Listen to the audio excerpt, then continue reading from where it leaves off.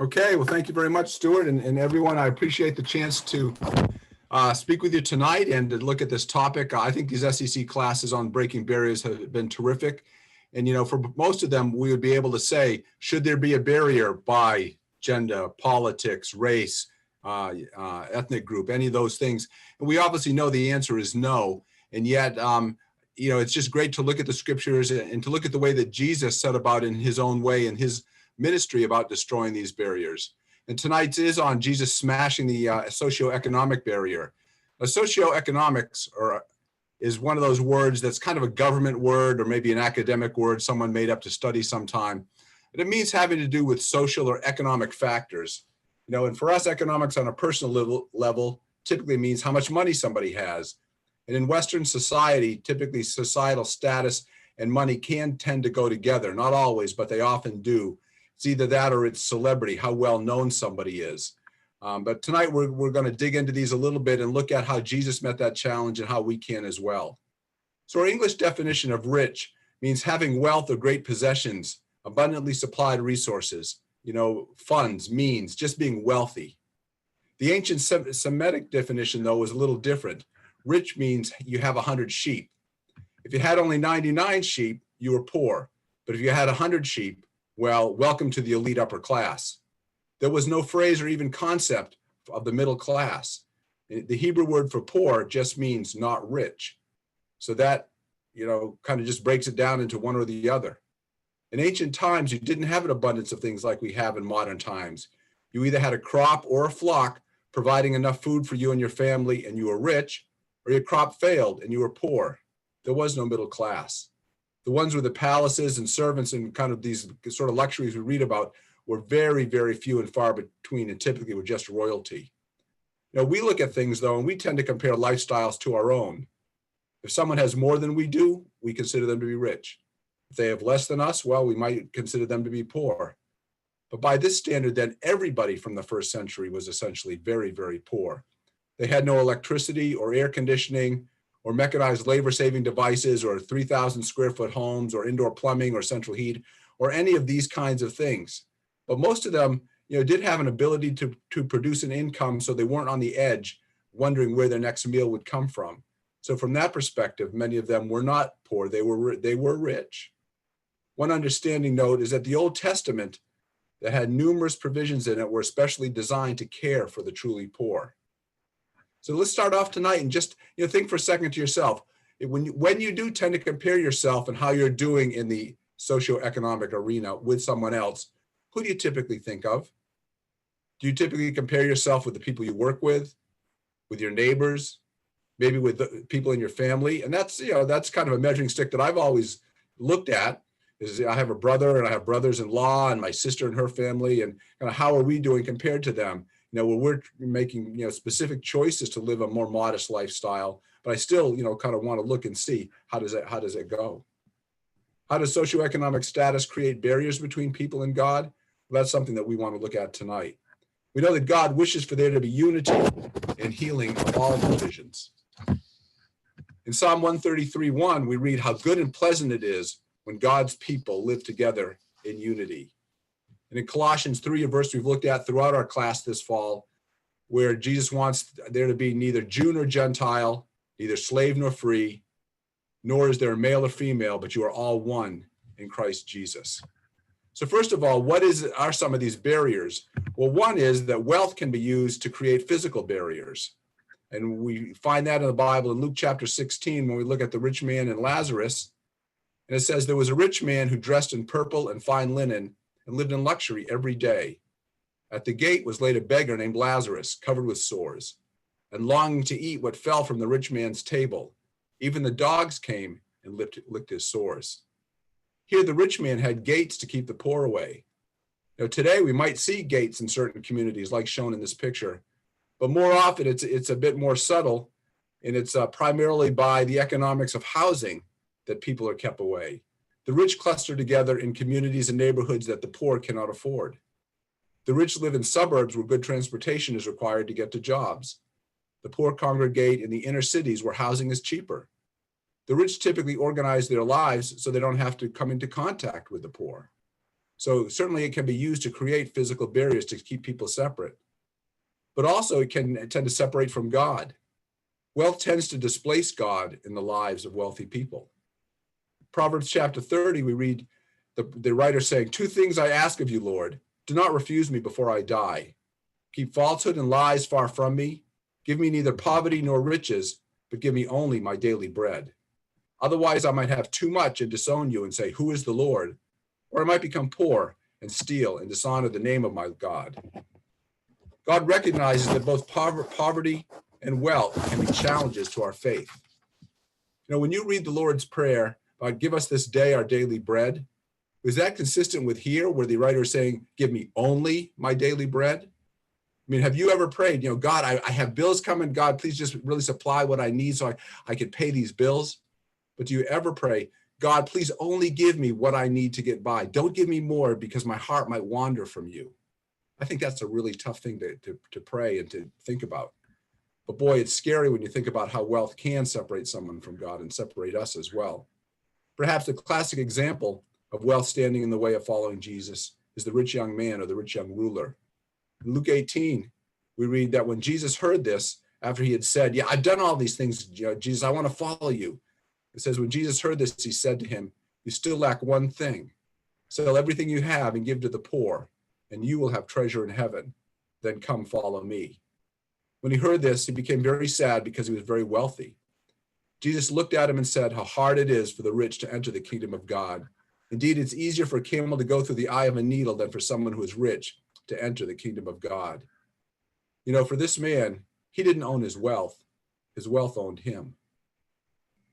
It's often asked whether this was a teaching meant for all of us.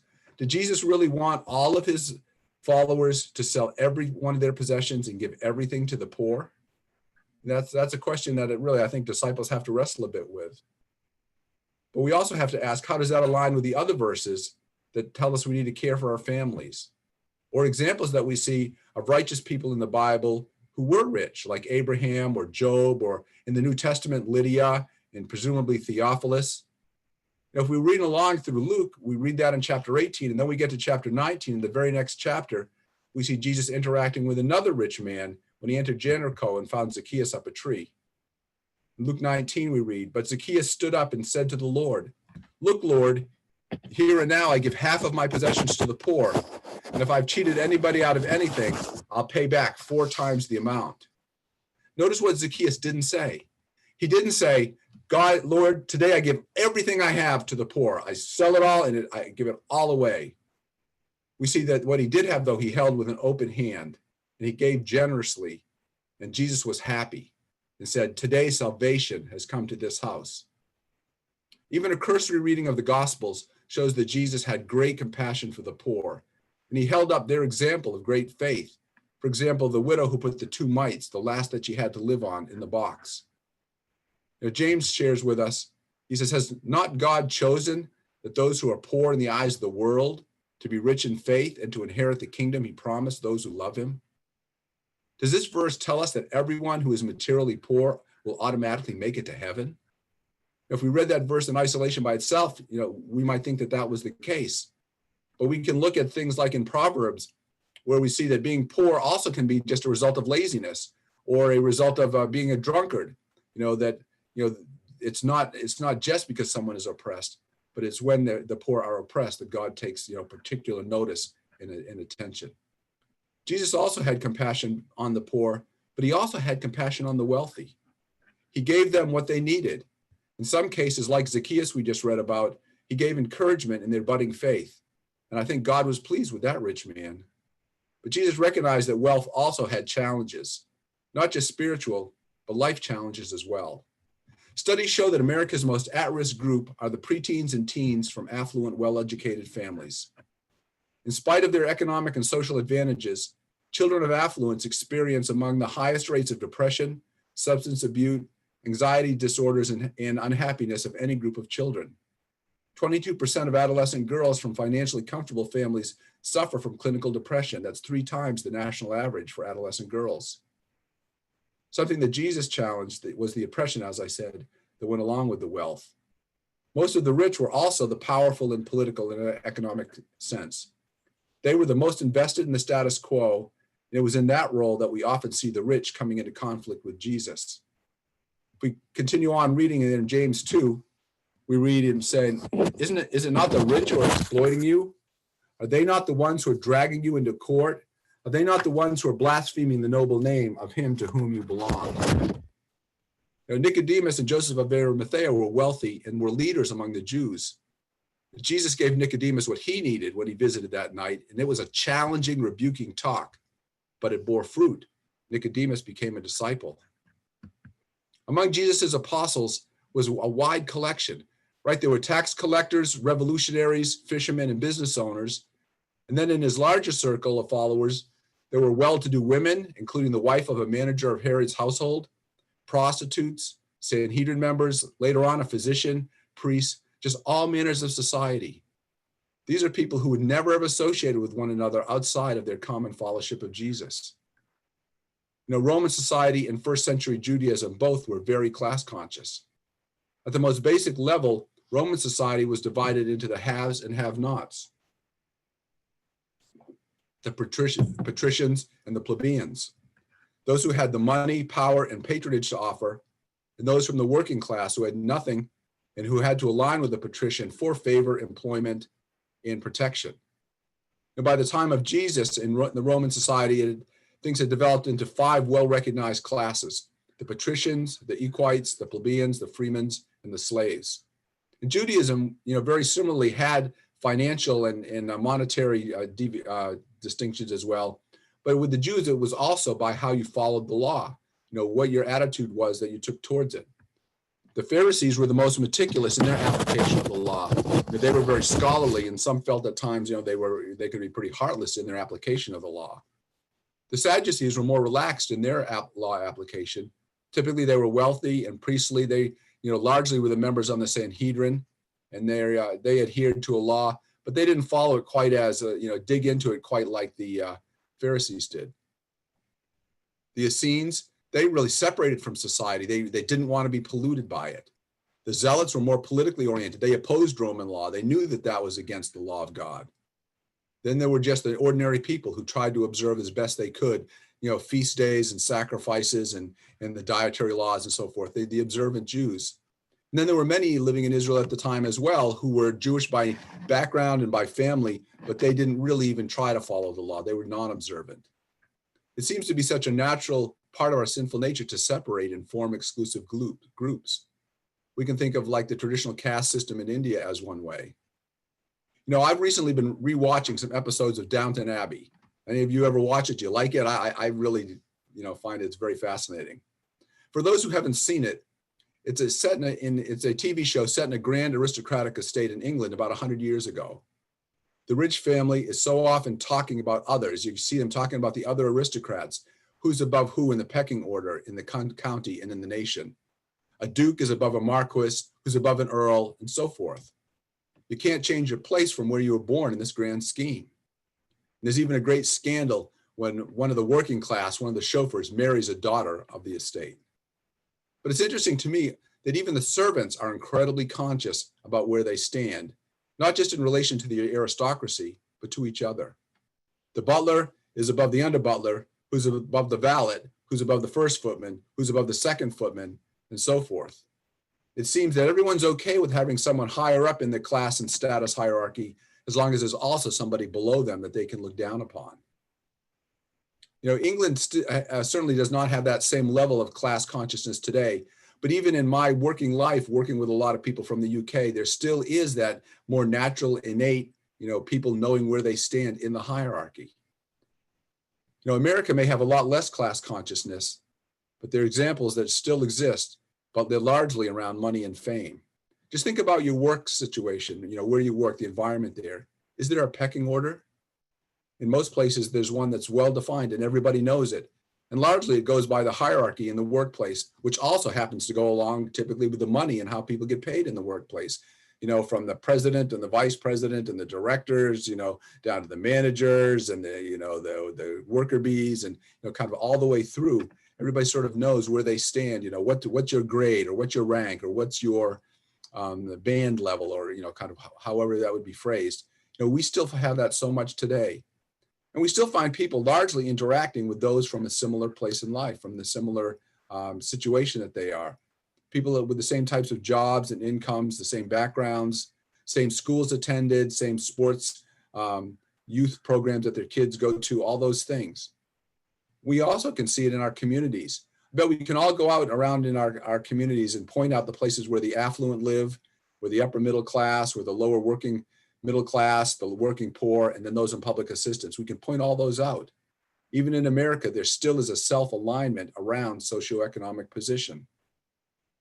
Although it's less about who someone was born to and more about what they have, how much money they have, where they live, and who they associate with. But Jesus did not want these even seemingly natural divisions to arise in the church, right? He prayed in John chapter 17 for his followers to be perfectly united. I have given them the glory that you gave me, that they may be one as we are one, I and them and you and me, so they may be brought to complete unity. Then the world will know that you sent me and have loved them, even as you have loved me. Just like in John 13, here Jesus says, one of your great apologetics, your great testimonies to the world will be how complete your unity is as my people. That's how the world will know that you're from me.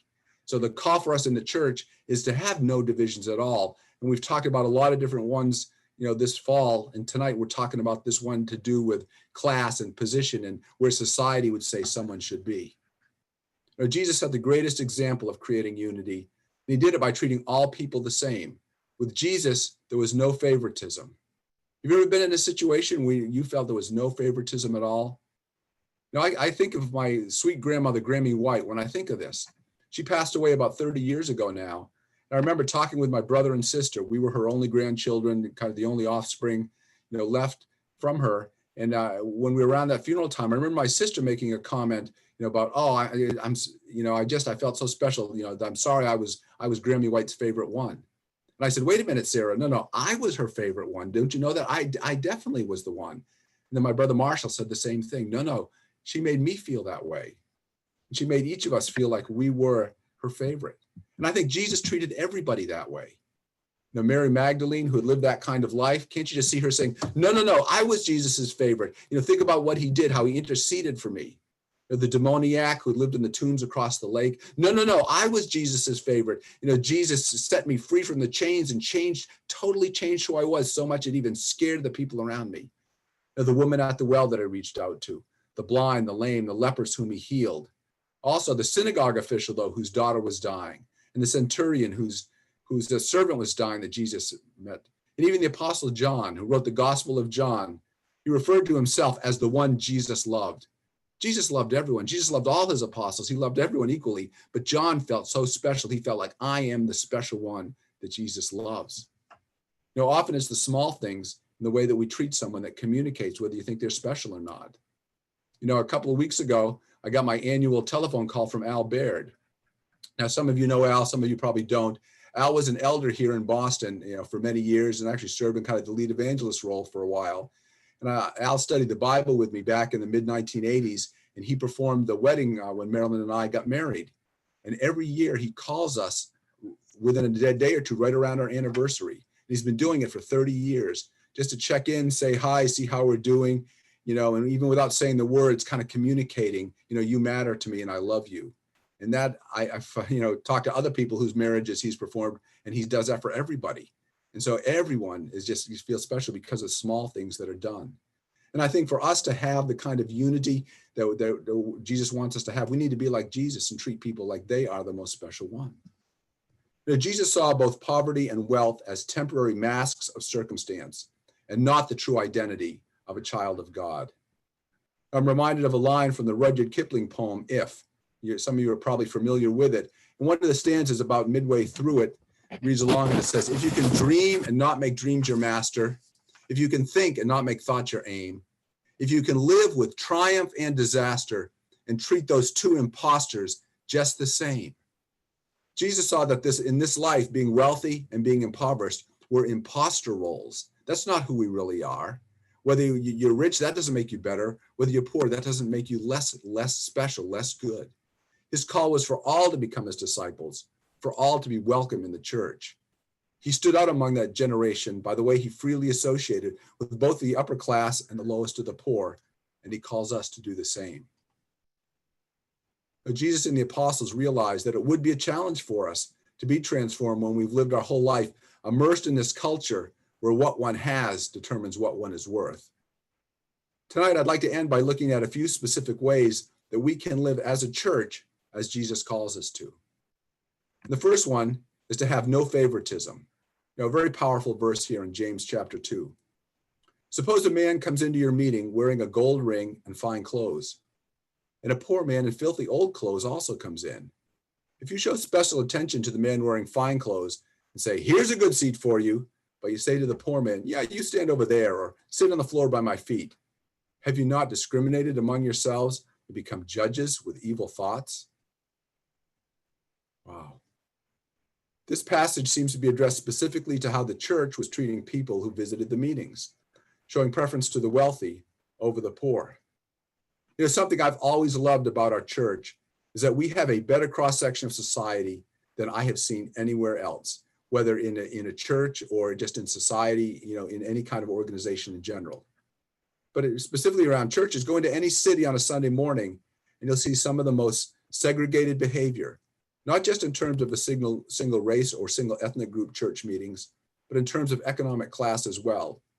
If you allow me to paint briefly with a broad stroke, typically you'll have like the high church. Very often that might be a Protestant mainline denomination. People in suits and ties, are really there to be seen as much as to see. Who else might be there? And that may be, where the more well-to-do congregate. Then you have something I call the suburban church, typically a church of, middle, lower, and upper middle class incomes, wanting a nice worship experience for the families. They're really there for the kids, and when the kids are grown and gone, then the families stop going as well. And the fundamentalist church, where it might be more common to hear the phrase, the word of God, when describing the Bible, tending to be lower middle class and working families. And even within the Catholic Church, where there might be numerous parishes in one city, you'll typically have one that's more well-to-do and one that's less well-to-do and so forth. People will associate this way. You might disagree, and I'm fine with that with these labels, but numerous studies have shown that churches self-segregate based around socioeconomic status and even whether someone is a churchgoer. I just came across this article from Christianity Today magazine yesterday. It said, Jesus claimed to proclaim good news to the poor, but now they're leaving church. And he looks at a 20-year study that shows that people that are stopping to go to church, and again, this is across the broad spectrum of Christendom. By and large, the poor are stopping to going at a faster rate than the more well-to-do. And so here we see that people self-align, based upon socioeconomics, even when it comes to their worship. But Jesus calls us to be very careful how we treat someone different when they come amongst us. Do we treat someone who's rich or famous or attractive any differently than our next door neighbor or homeless person when they come to church? I think this is a hard question for us. I think we all like to be name droppers. And when someone of renown visits us or is baptized, that news spreads like wildfire as an encouragement to the congregation. But isn't that still kind of giving someone the best seat while saying to someone else, stand over there? I've done this too. I remember as a young disciple in the parking lot at a McDonald's in Brighton, running into Dave Cowens. Now, again, many of you younger folks probably don't know who he is, but Dave Cowens was the starting center for the Boston Celtics when they were good. Back in the 70s, he was even an MVP and won some championships with them. And I saw him in the parking lot. I went over and talked to him, and he engaged me. We chatted 5 or 10 minutes about things going on in the area where I was working. He was very interested at the Army lab in Watertown that was going to be closing, what was going to happen with that site. I got to invite him to church, so forth. But, when we left, I couldn't wait till fellowship that night. I think it was a Wednesday. That night I'd be seeing everybody to tell them I met Dave Cowens. I got to share with Dave Cowens, where, that was clearly the kind of thing of showing preference and not the kind of thing that goes along with here paying equal honor to all people. If we're implicitly saying someone's more interesting or important or could do more for the church, then haven't we given way to the favoritism that James condemns? We need to reach out to everyone from all classes and rejoice equally over every baptism. And I think we do largely do that. I know it can be less intimidating sometimes when you're out sharing to share with someone that you perceive to be of a lower social economic ladder. but we need to overcome that and become equal opportunity evangelists for Jesus. Amen. We also need to be careful not to let celebrity develop within the church. Those who get up front, song leaders, preachers, teachers, people like myself that have the honor to get up and deliver a message like this are more visible. But we need to be careful that none of us get treated any more specially than anyone else, not with any more of a position of honor, but also not with any more criticism or critique than we do all with one another. Okay, the second thing I think we can do is that we need to recognize the dangers of wealth.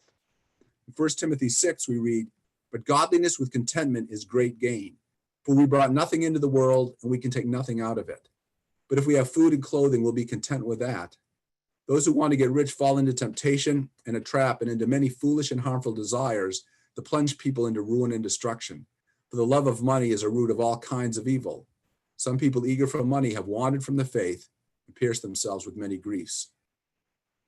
Deep down, motives for treating people differently is often a love of money. But here Paul gives us a warning based on the experience of not just the spiritual danger, but in practical consequences too. If we seek to be godly like Jesus and are content with that, then we have the blessing of God and we'll be more accepting and less judgmental from others. Remember, Jesus said in Luke 12, "For where your treasure is, there your heart will be also." If our treasure is real unity and loving one another, that's where our hearts will be as well.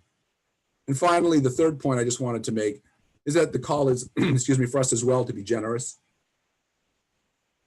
Continuing on in 1 Timothy 6, Timothy said to command those who are rich in this present world, not to be arrogant, nor to put their hope in wealth, which is so uncertain, but to put their hope in God, who richly provides us with everything for our enjoyment. Command them to do good, to be rich in good deeds, and to be generous and willing to share. In this way, they'll lay up a treasure for themselves as a firm foundation for the coming age, so they may take hold of the life that is truly life. Being generous has both practical and spiritual benefits. It'll help to meet people's needs and reduce the gap between the haves and the have-nots. And it also guards the heart of the giver and connects them to the receiver. Remember, Jesus in Luke 14 said, when you give a banquet, invite the poor, the crippled, the lame, the blind. He says, invite the people that can't pay you back, not the people that can. Don't make it just part of your, kind of daily social circle. In the church, we need to be very careful not to carry over the things that divide, like socioeconomic status, from the society around us. We look to Jesus for his example on how to treat all people. Jesus was born in a manger. He was part of a lower, maybe at best, middle-class working family. Jesus' earthly father, Joseph, was a manual laborer, a carpenter. At Jesus' birth, Joseph and Mary were poor enough to qualify to offer 2 pigeons at the birth purification ceremony rather than the yearling lamb. During his earthly ministry, Jesus attended to and identified with many from the lower classes, prostitutes, orphans, widows, and other social and economic outcasts. He even declared that he had no place to lay his head. He didn't even have a home. And borrowing was a common practice he had. He borrowed a boat from which to preach. He borrowed food to multiply. He borrowed a colt to ride in on. He borrowed a room in which to meet with his disciples, and he even borrowed a tomb in which to be buried. But Jesus also taught us not to be prejudiced against the rich. He frequently interacted with the religious elite, such as the scribes, the Sadducees, the Pharisees, as well as members of the Sanhedrin, including Nicodemus and Joseph of Arimathea. Jesus also ministered to powerful and wealthy individuals like the rich young ruler that we read about tonight, the unnamed centurion, and a number of tax collectors, including Levi and Zacchaeus. Jesus occasionally attended public parties and feasts. He accepted invitations to dine with the rich and powerful, and he even used investment banking analogies in his parables. And on more than one occasion, he graciously received costly gifts from his followers. Jesus was never compromised by his outreach, either to the poor, the rich, the famous, or the lowest in society. He came for all, lived for all, died for all, and still calls out to all. Jesus' life shows us completely how to love one another. And I think that's the chief lesson, not just from tonight's class, but from all of our series that we've looked at this fall. He taught us to love in attitude and action. And that's what we need to embrace on as we go forward as a church to be what Jesus wants us to be. I appreciate everyone's support we've had this fall. I also think it's been a great series. Tonight, as we break up into some groups for discussion, I just have a few questions to share that you can think about. How can being wealthy be a hindrance both to becoming a Christian and to being accepted as a disciple? How can being poor be a hindrance to discipleship? What are subtle ways that you have honored the famous and better off at the expense of the downtrodden? And how have you seen the barrier of class and fame being smashed in the church? Once again, appreciate the support, and we'll end there. Chris, I'll let you take it back over.